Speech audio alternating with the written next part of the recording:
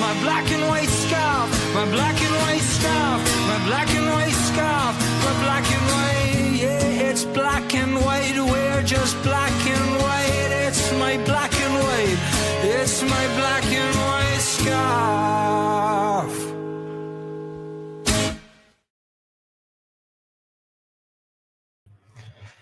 Hello, and you're very welcome to the Town End Podcast. It's season 5, episode 21, and well, the clash of the top two, and Dundalk have finally come out on top when we needed to pull out a big result.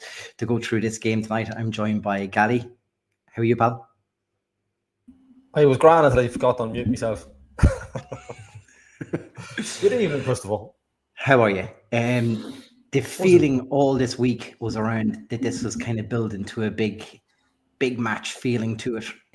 Obviously, the disappointment from Finn Harp's match on Monday night, that defeat was, it was bound to come at some stage. It would be very hard to go the full season unbeaten, but it meant that coming into this game had a big feeling about it, and it kind of lived up to that too, didn't it?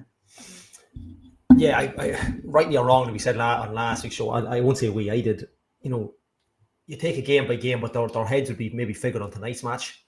But it's like the old League of Ireland. It's that Stoke on a windy night. Finn Harps or that team that you don't want to go up there any night, any day of the year. Doesn't matter what the weather's like. Doesn't matter what it's like and where you are in the league. Finn Harps is just a tough place to go, and it's almost maybe like a mental thing. So the fact that we got that result, in a way, it's not the worst thing because it's now that unbeaten thing has come to an end. We go again. We get it. People are always going, when will they lose? What if we lose this? When do we lose that? That kind of crack. And now you got that out of the way. And maybe that's really set them up for tonight. So you kind of, straight away, because of the atmosphere tonight, because of the tension, because of the league positions, you just erase Monday night. You've outdone it now. Let's just get rid of it. Put it to the back. Like a lot of games win, but it's particularly when you're bet. You're only as good as the last game you played, but they've shown tonight that they can come back from something like that because it is 3 games in a week and it's tough going a bit of travelling. But yeah, it's exactly what the Dundalk fans needed tonight, I think. I couldn't believe with the noise of it, there was only 1,400 people in it. I think it's 1,400 on Mickey Duffy. All it was? Yeah, I think somebody correct me on that, but I'm really sure that's what he said. It sounded like a lot more. But a great, look, without going into it, and we're giving it 1-0s all season. You almost needed a 1-0 tonight. I mean, I know another goal would have been great, but that 1-0 was, everybody was hanging on. There was that kind of atmosphere in the area, the tension, the fans were on edge. The referee was adding to that, being on edge. The players were fighting for every bit of artificial grass. And it almost needed a 1-0, ironically, considering we've given out about them all this year. These 1-0 wins that we're getting. It probably was the payoff result in the scoreline and the game, because a 3-0 win might give us maybe a false dawn for next week. And I think Cobh came up with a plan. And I just thought, it just suited us the way it went tonight. And I think we just needed that. The fans needed it, especially at Oriel Park. Especially after Monday night as well, and I think we've had some really dodgy 1-0s this season, but that was a good 1-0 win tonight.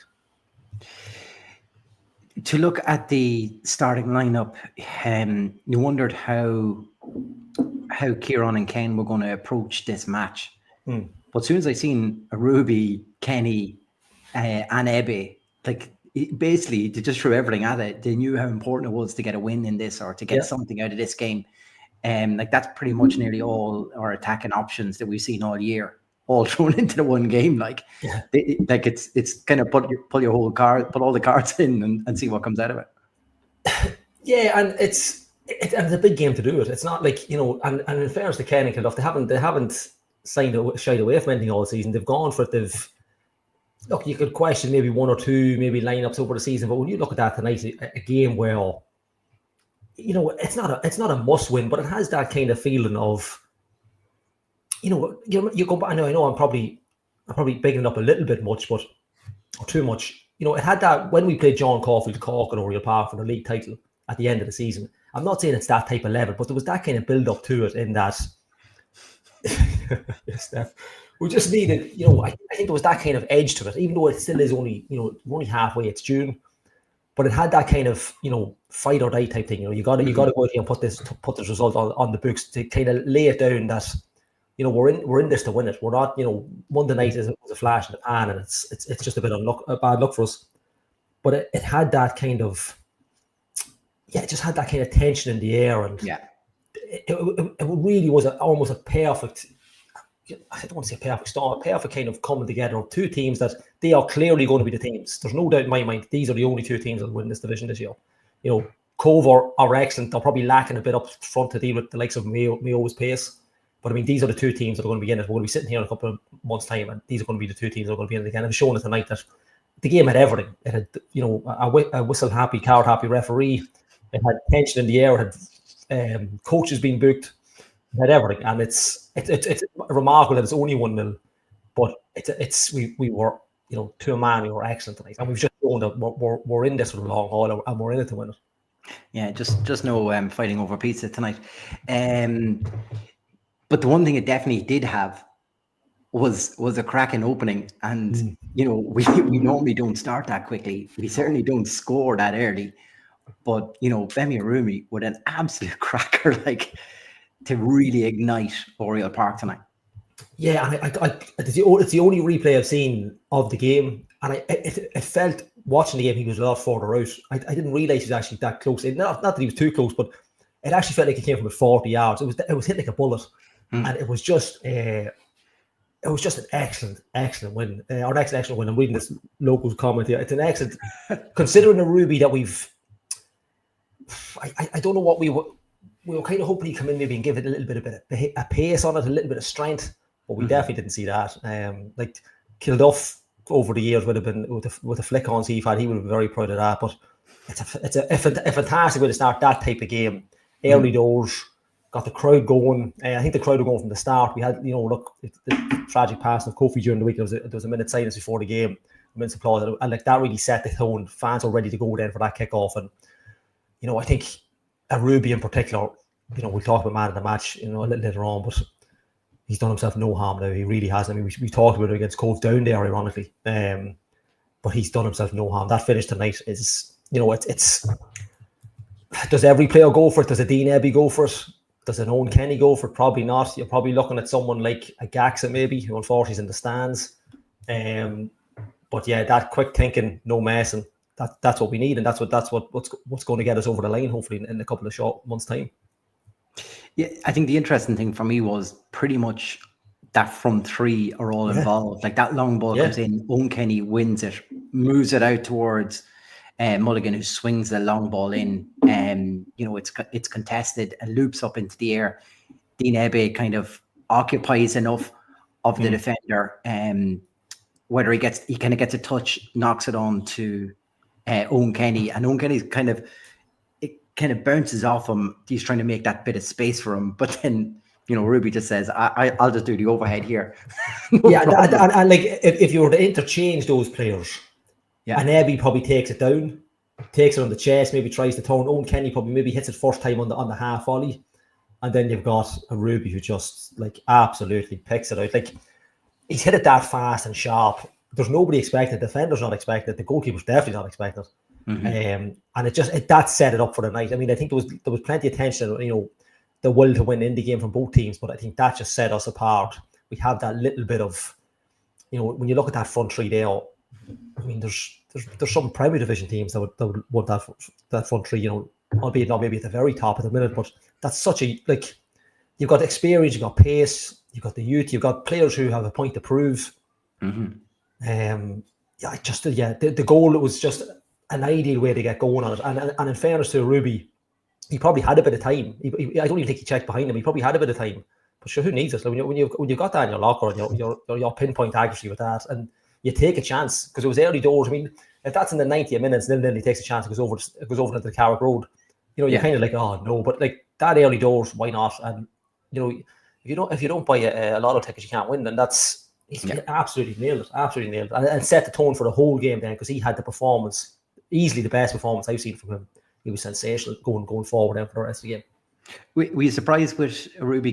He seemed to be the one leading the line of those three. He seemed to be the furthest one forward. Were you surprised at that, or like we kind of seen that, I suppose, in this reverse fixture in which he scored in as well? He seemed to kind of play that role, but not with Ebbe and with Kenny on the pitch there as well. So it seemed And yeah, I suppose Ken and Kilduff probably would have looked at that game in particular saying, right, well, Kenny occupied the two centre backs. Are they going to be frustrated with him? And the answer was yes. I mean, he even dropped in once or twice to get the ball. He's a real kind of he's a player that's going to be either whether he kind of wins your league going forward or whether he comes off the bench and does his bit, but he can play right across. He's very similar. Like you've got an own Kenny situation or Leo Gax, so they can play right across the front. Mm-hmm. Darryl Hogan even.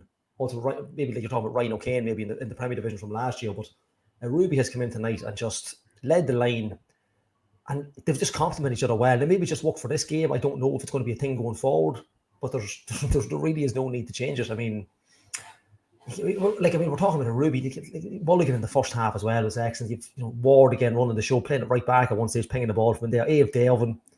But the shining light of tonight would probably be either the Mayo performance at the back. We're talking about opposite ends of the field. Mayo on a Masahoon or a Ruby. I mean, the two boys are just... They seem to be running away with man of the match. Dave Devon was typical Dave Devon tonight, but if you're looking at the game and you're breaking it down, those two players were the difference of us winning that game tonight against a team that would have 100% fancied a win there tonight at Oriel Park. You would probably look in particular at that first half and say probably Dundalk had the lion's share of the big opportunities and the big chances in that match. Would that just be a disappointed that we didn't go on and get that second goal tonight? Yeah, that's what I was kind of saying at the start. You'd like to not to put the game to bed, but I almost think another goal might have ruined it. I know that sounds really strange. It might just left it a bit flat.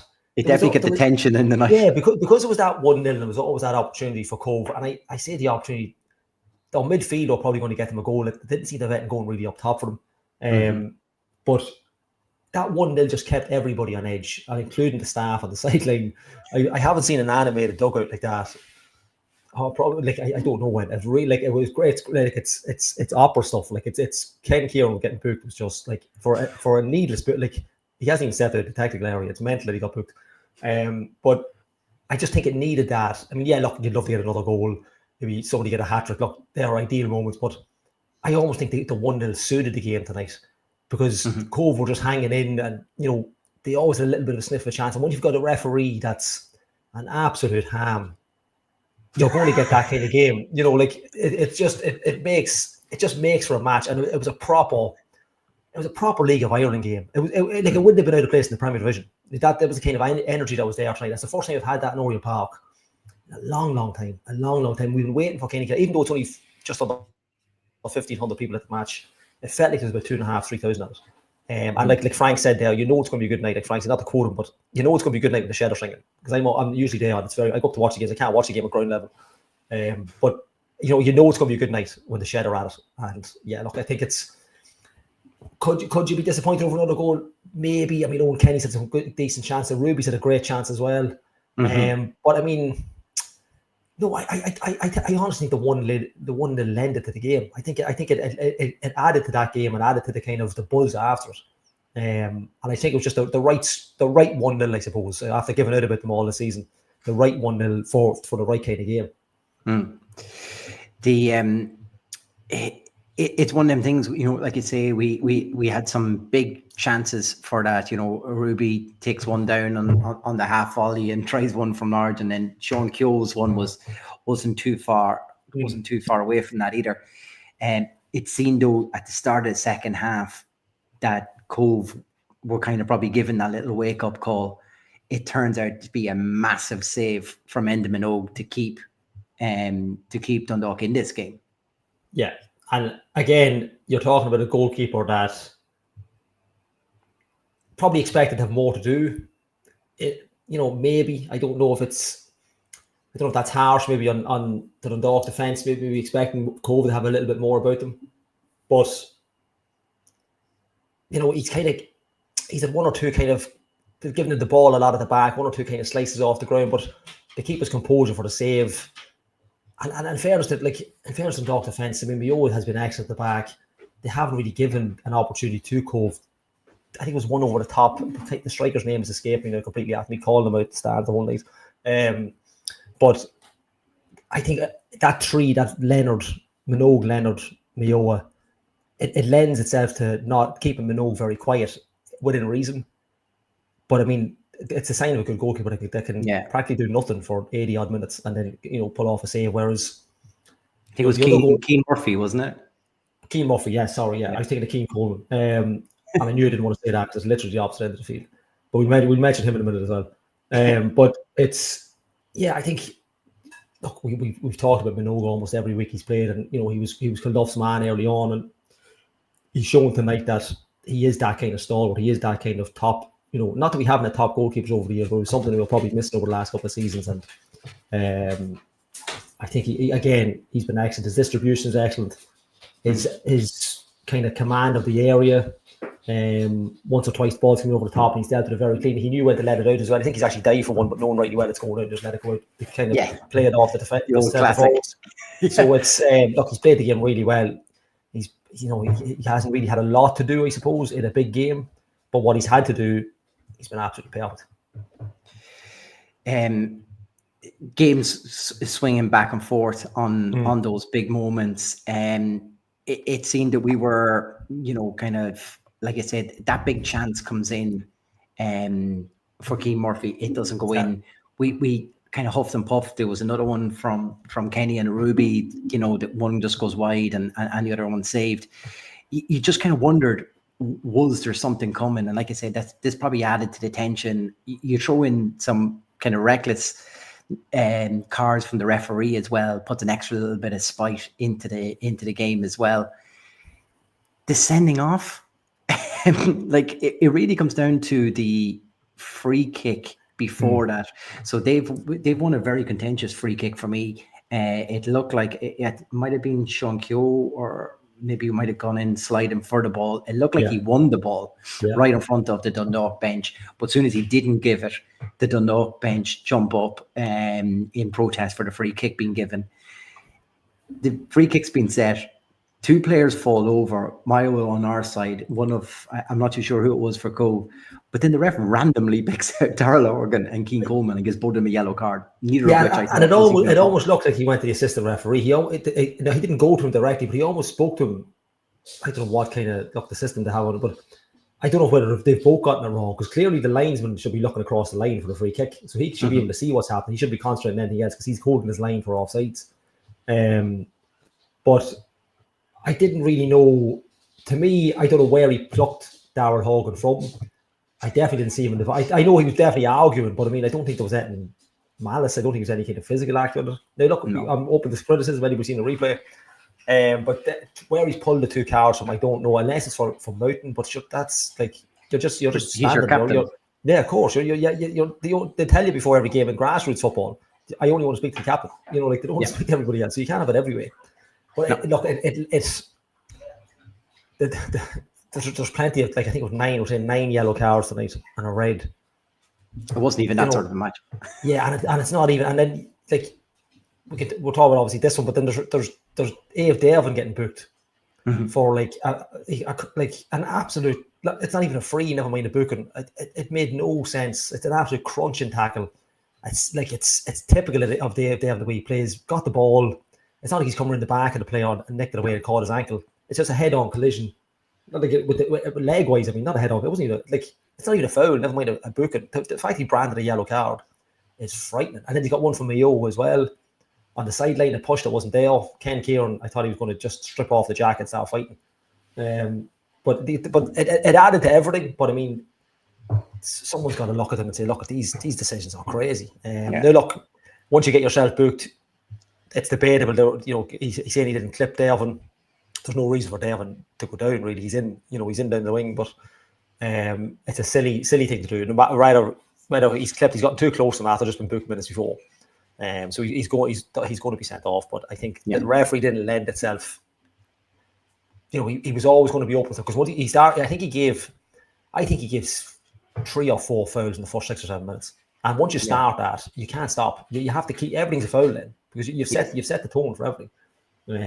So it's another night we're talking, maybe 1 or 2 officials, but look, the sending off's right because he's been an idiot before. Well, not an idiot before, he's been an idiot during the tackle, even though he's not technically should have been booked in the first with the free kick, like you say, him and Hogan. Where he's pulled those two bookings out of, I've absolutely no idea. But unfortunately, you can't get close to a player running with a ball in full pelt. No. And for them to go on the ground right in front of the line and expect to stay on the pitch. So that's probably just a bit clumsy from him. But he'll miss the next game, so whatever's coming up. So that's it. Exactly. Just thinking of other big moments, and obviously Dean Ebe had to look like he kind of limped off on this one. Might be the only disappointing thing. We've lamented how great this kind of front three was, and then to lose Dean Ebe in the second half. Andy Parashev coming on, but as soon as Andy Parashev comes on, in particular as a substitute, it must annoy him as a player, because when he comes on, he creates so many opportunities. Yeah. But then you're kind of caught, like we've had this discussion of impact player versus starter and what's best for him. He provides fantastic moments in match, and he was quite unlucky with one that was just seemed to be drifting wide, but had the perfect dip on it.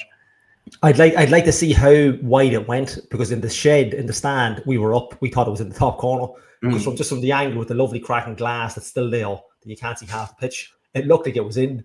So I'd love to see how wide it actually was. But yeah, look, I mean, we spoke about Andy Parashev. He definitely, from a fan's point of view, definitely coming off the bench, because I think he ignites the game no matter what's happening. But I mean, when you've got the likes of it, like, it depends on the game. When you got the experience of a Nave Devon, Harry Grooms played X amount of games for Bray, Keith Ward, don't want to get Steph and Dean giving out again. But that experience is very hard to come by in games like this, especially when you've had a loss on Friday on last Monday night. But I mean, look, you'd love to see him start more games. Where you start and who you drop him for, I don't know. Obviously, Leo Gax is going to spend a bit of time on the sideline, so maybe there's an option there. It's unfortunate just to see him going around on the crutches tonight. Really, it's so unfortunate, the season he's been having. And he's been unlucky just with, career-wise, he just hasn't had a run and hasn't had a break. He's got some big signings and he's not set the world alight, but the talent is there, there's no doubt about it. So, Parashev might find himself maybe used in that kind of role, but he's, like we keep saying, he literally can play anywhere. Like, you can put him in a right back. I mean, he's just a street footballer. I mean, I know that's so cliche, but he's just an absolute. It's the futsal coming out of him, isn't it? Oh, he is absolutely, like, he's sensational to watch, and he's one of those players that he's not a one-trick pony. He's not like, get past and be quick. He is everything. He's absolutely everything, and he's not afraid of an tackle either. No. A real find for the club. Because I'd be honest, I don't know if it was Ken or who picked him out. The boys probably knew him anyway with all those space. They never heard of him until he signed for the club.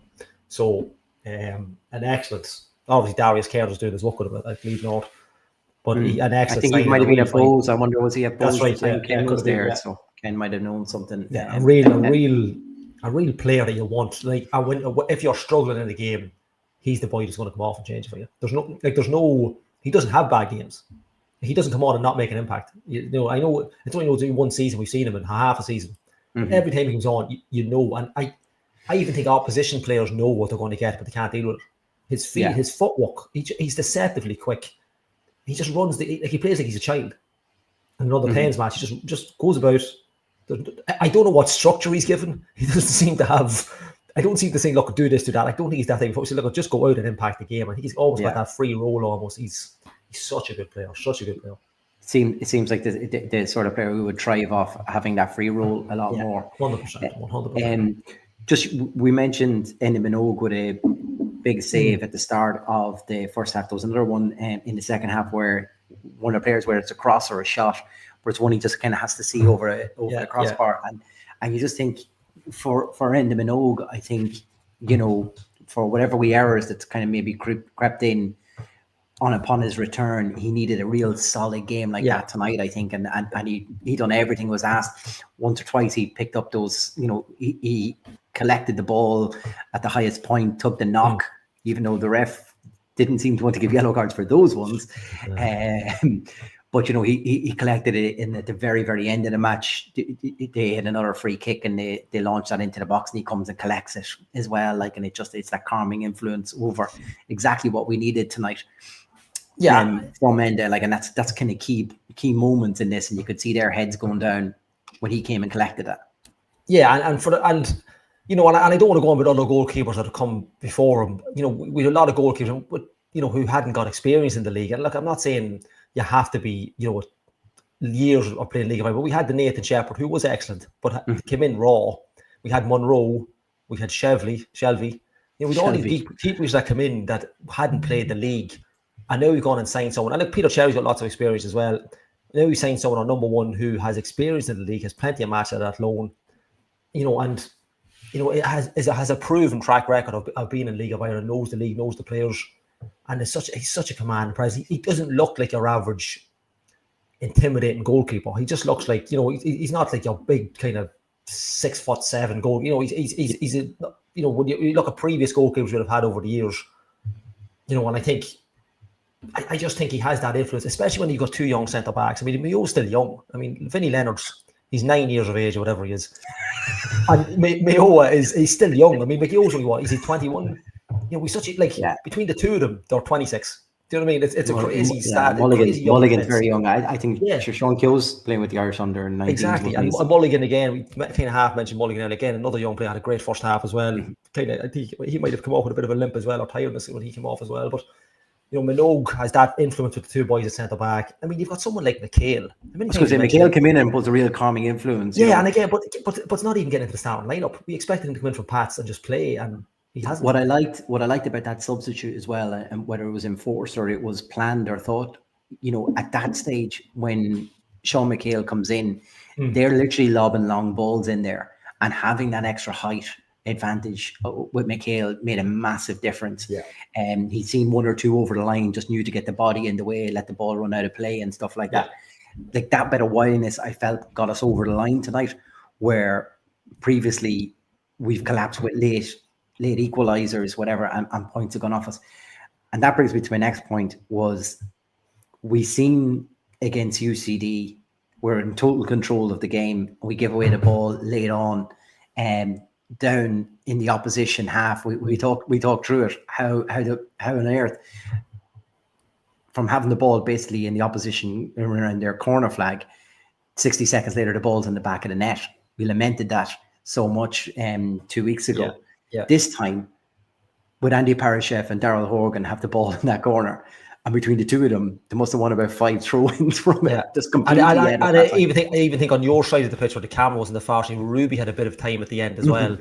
And again, at that late stage, you have that quick feet, that quick train of thought, and that was the difference. Yeah, it's a complete carbon, opposite of the UCD match. Clearly, Kieran kind of went through. It's like, when we're in this position, let's not just give up possession like this for the sake of it.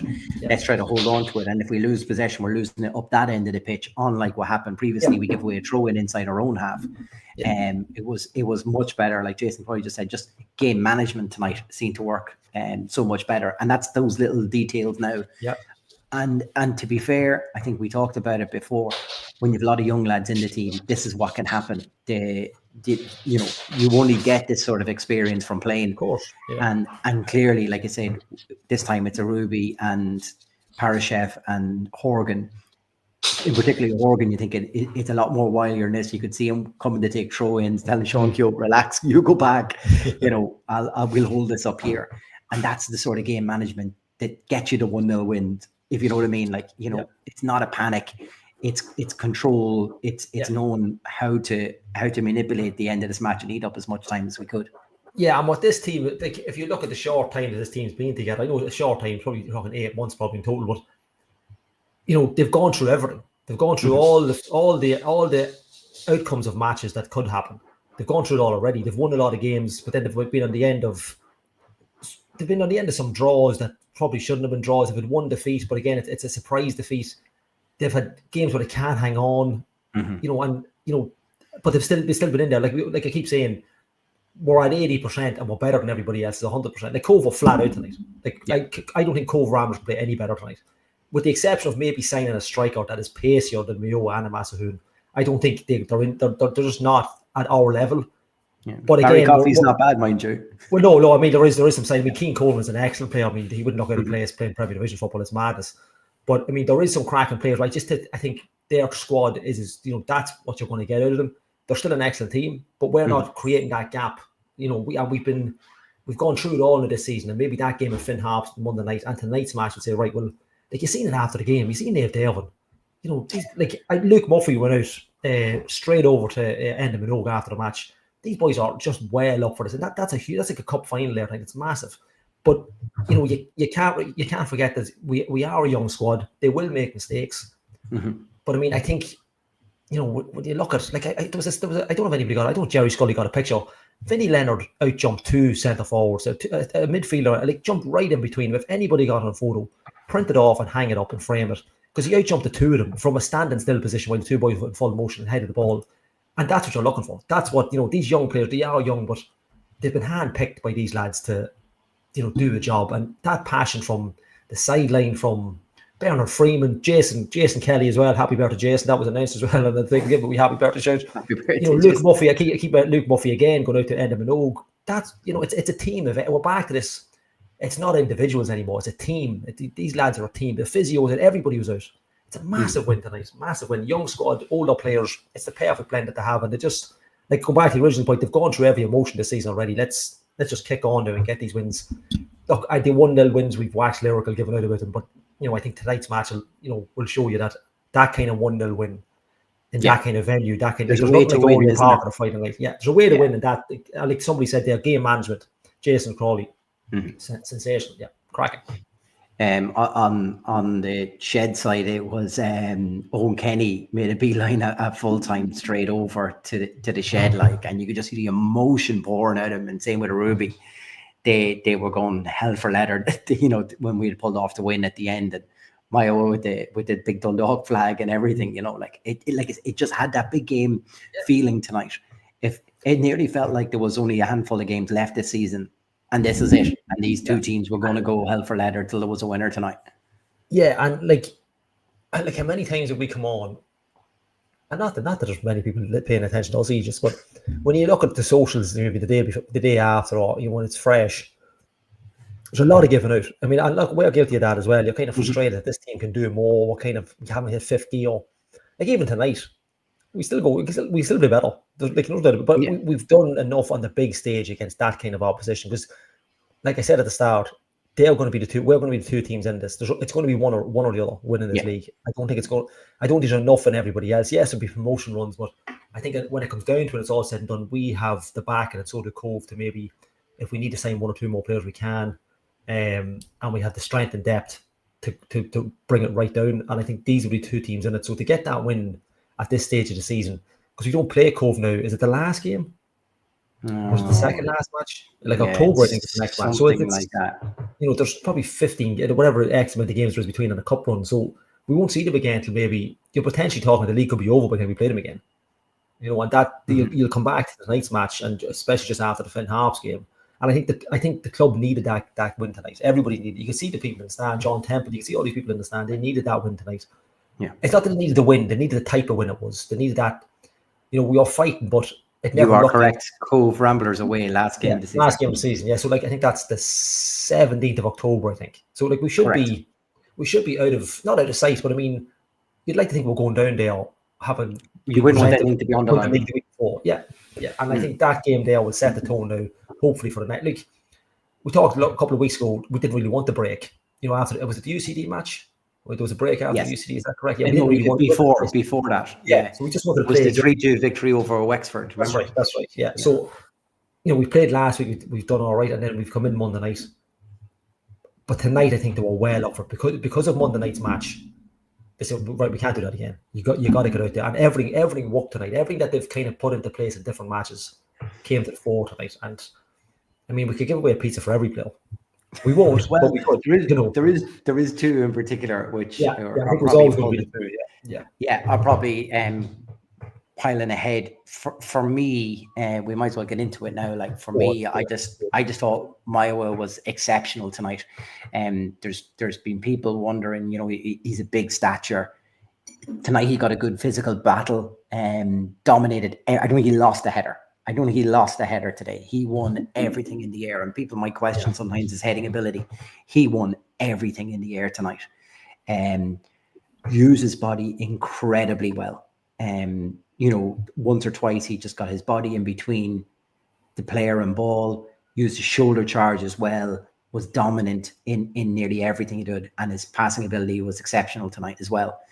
Now take it away from Ruby, who scores an acrobatic goal, didn't get his, was out injured for a while, comes back in and has that impact. Similarly, could be seen, I suppose, when he was first given his chance.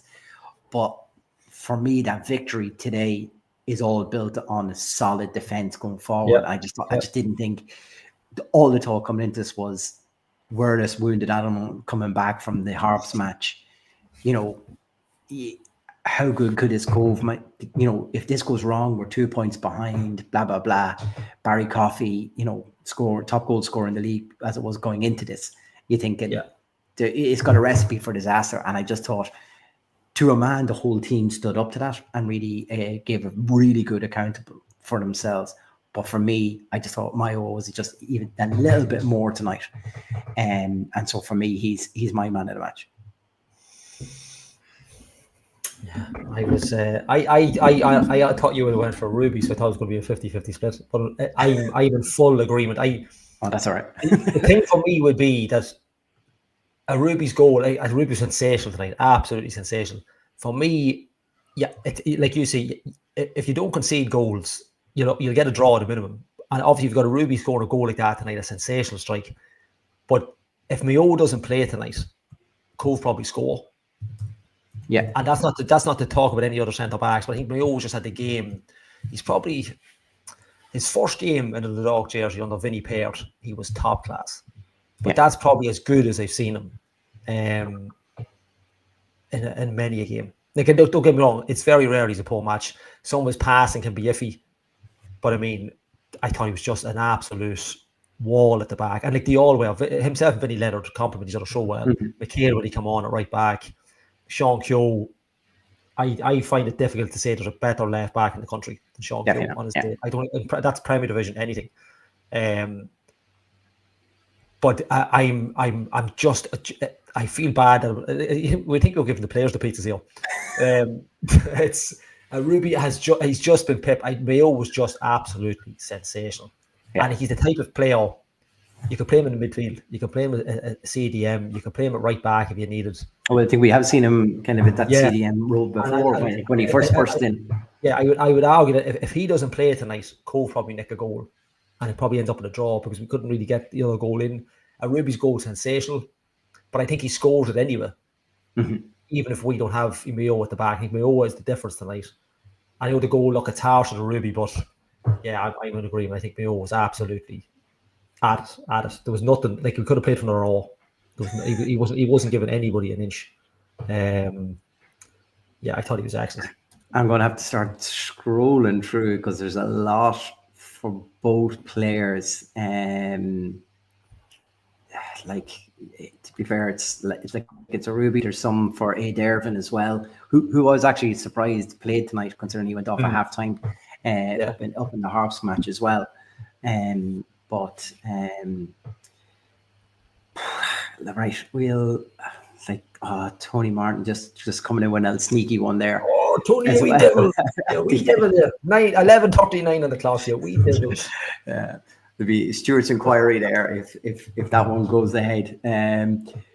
Right, I'll tell you what, we'll go for Ronan Rafferty. Ronan's given it his man of the match there too. But look, I think we probably could have picked anyone there. There was half and half probably of the viewers tonight, kind of half in the Ruby camp, half in the Mayo camp.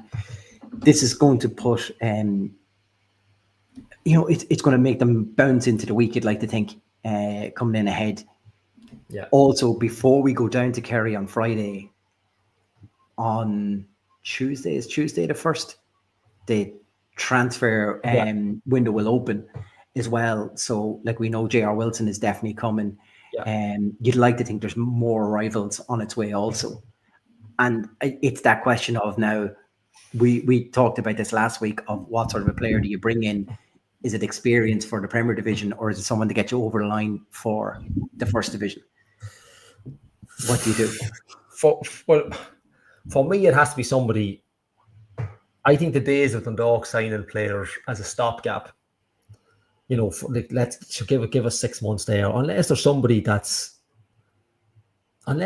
in England is looking for a come back from injury or something, and they want to play 6 months of football with the idea of going back, and they're a household name, you have to sign someone that's capable of making the jump, because there's, I know it's only June, but you would fully expect us to be promoted. If not champions, we'll be promoted.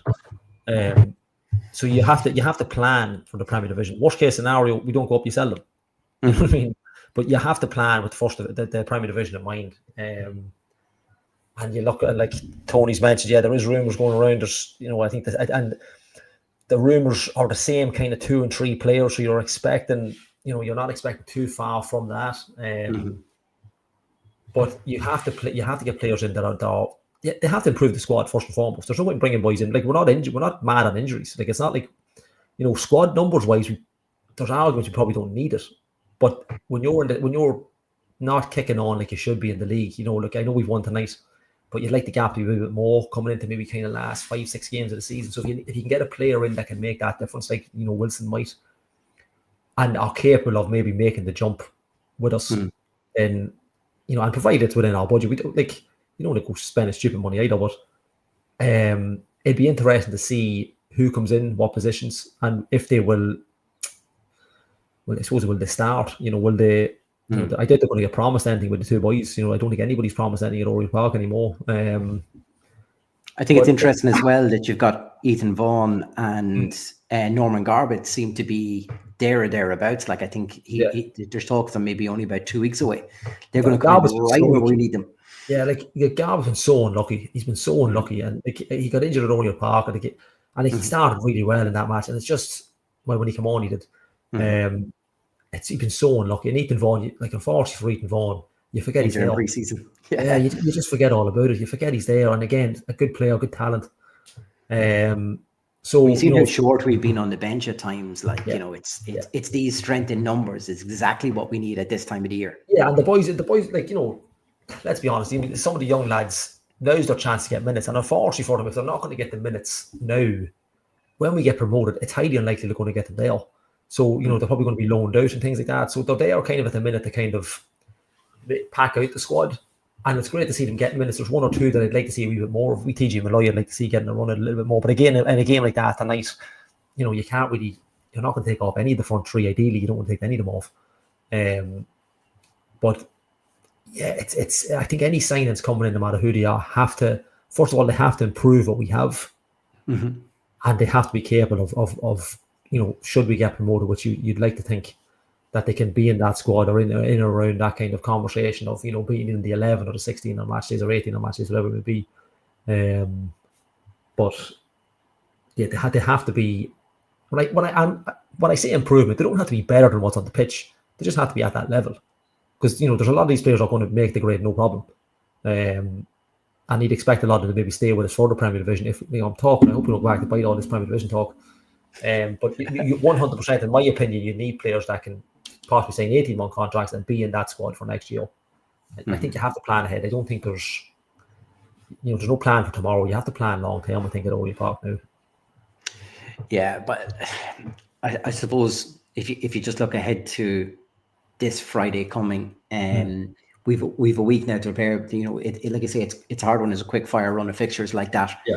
And especially if you've come off the defeat, the exact thing you want now is the win we've had tonight. But for Kerry, to be 3-1 up and a man up against Wexford tonight and to lose 4-3, that's a big blow for them. They're obviously trying to rack up a record number of points and stay away from the bottom 2 places. Yeah. That's going to hurt them so much coming into this fixture, and you think we'd be bouncing into this fixture as well. It kind of bodes well. We were shown in the first version of this fixture, it's not an easy place to go and play down in Mount Hawk either. And we had to do that one with the majority of the match for 10 men as well. So it's another dig-in performance really you'd be looking for.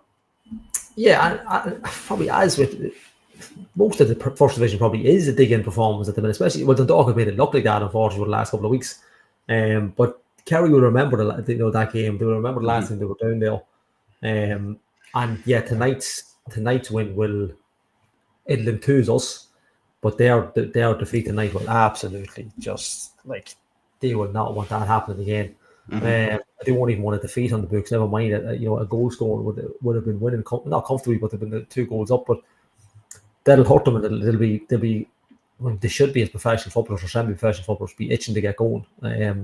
So as without sounding cliche and cheesy, it's probably a bad time to play them. But like everyone's a bad time to play this league. It's just the first division. It's not even that it's unpredictable. It's just such a tough division. It's such a hard division. Like you could argue it's tougher than the Premier Division, and I don't mean that in terms of ability. It just seems to be that there's a graft to it. There's a real graft to try and climb your way out of that division, and it's definitely tougher than probably trying to stay avoid relegation in the Premier. So it's not an easy place to go. It's a hell of a spin. So they'll remember the last time they were down there, and Kerry will be well up for it. There's no doubt about it, because like you say, they're trying to get out of that kind of. I think they're just looking at the table. They're on 21 their level at Longford. Longford have been cat in games. So Kerry don't want to have to be down there too often, or for too much longer, because a couple of wins there will take them right up. They're only 4 points off UCD in 6th, or 5 points. So a couple of wins might do them, but obviously they don't want to start at us. But they'll be looking to go, because they've stamped their, they've put in big money down there. They've really kind of they've a hell of a facility for someone they're just off the kitchen floor. Like they hardly put a foot wrong. What, year 3 is it? Yeah, they've really substantial. They've done substantial work when you compare to some league of Ireland grounds.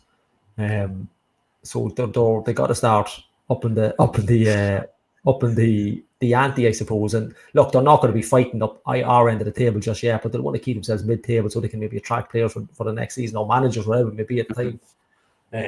But yeah, look, and you've also got the Colin Healy factor as well, who has a lovely history with Dundalk and playing Dundalk for Cork over all them years. So that's always nice as well. So yeah, look, they'll be up for it. Dundalk obviously will be booming from tonight. But look, there's no easy games. It doesn't matter who you're playing in this division. You don't want to travel away from home at all. No, that's true. Right, we'll just do a quick bit of housekeeping. Just a big thank you to Martin Lawler, who I had a chat with earlier on. If everyone hasn't got a chance, just jump back and have a listen to our chat with Martin Lawler earlier today. They were collecting today for the Irish Professional Footballers Benevolent Fund, which helps professional footballers at times of retirement or at times of struggle with different funding and different opportunities available, whether it's education or mental health or even physical health, ways to help with recovery if that's what's needed for them, or just maybe a point in the right direction. So they were doing a bucket collection tonight at Oriel. Hopefully that went well for them. They seem to be received very well on the pitch at half-time as well. There was plenty of former Dundalk FC legends there tonight. I know Martin did say he will probably throw a bit of time to us again, maybe pop back on the pod at some stage. So we look forward to that with him. Gally is wearing this year's jersey. We will have that out from the 1st of July. We will have the shop up and running. I think it normally lasts a few weeks.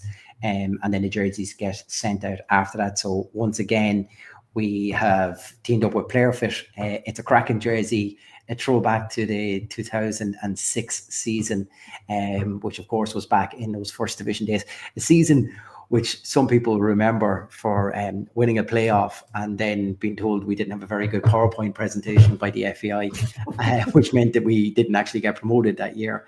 And then everything happened with Maxi after, and the rest is history, as they say. What a year. Yeah.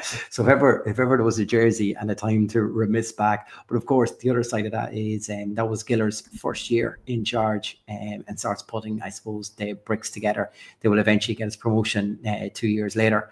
So there's a little nod back to taking some sort of inspiration from that. And thanks as always to Donald Green and to Dundalk Village as well, who are our main sponsor on that.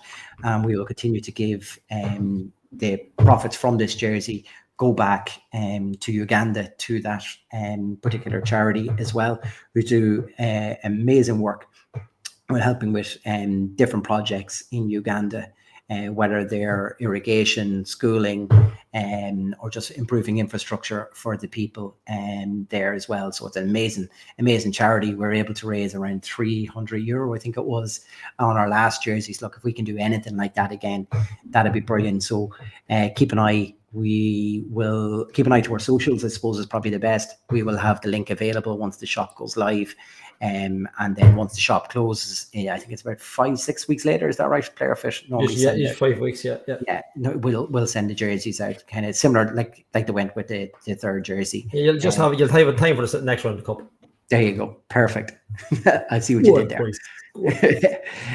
Look, if people are in an opportunity, I suppose, to get behind that, that'd be brilliant. We'd really appreciate it. But we do know times are tough for some people as well. So, but if anyone is in an opportunity to buy the jersey, the profits from that do go to a very good cause, and it helps obviously with our overall sponsorship of the podcast too. Thanks as always to Vinny and the guys in Tony's Pizzeria. They are on the sleeve on that jersey as well. Of course, they're for the man of match competition. Ronan has a 15-inch pizza on us tonight in Tony's Pizzeria, and to Mark Harlan and all the guys up in Black Mountain Studio who are on that sleeve. Well done, Gally. On this year's jersey as well. So look, keep an eye out on the socials for that, if that's okay. I think that's nearly us, Gally. Are we done? I just want to say, Luke Murphy said he'd buy you one. So, Luke, if you're watching, it's now public. So you have to buy you one of these. Well, that's it. That's it. First sale done. Tick. Done. There we go. Only 654 to go. I'm joking. Well, look, on a night where an important win for Dundalk, where it came down to the top two to battle it out, Dundalk came on top with an Arubi winner early in the match, but seen it all the way through for a 1-0 win, which sets us up perfect for a trip down to Kerry.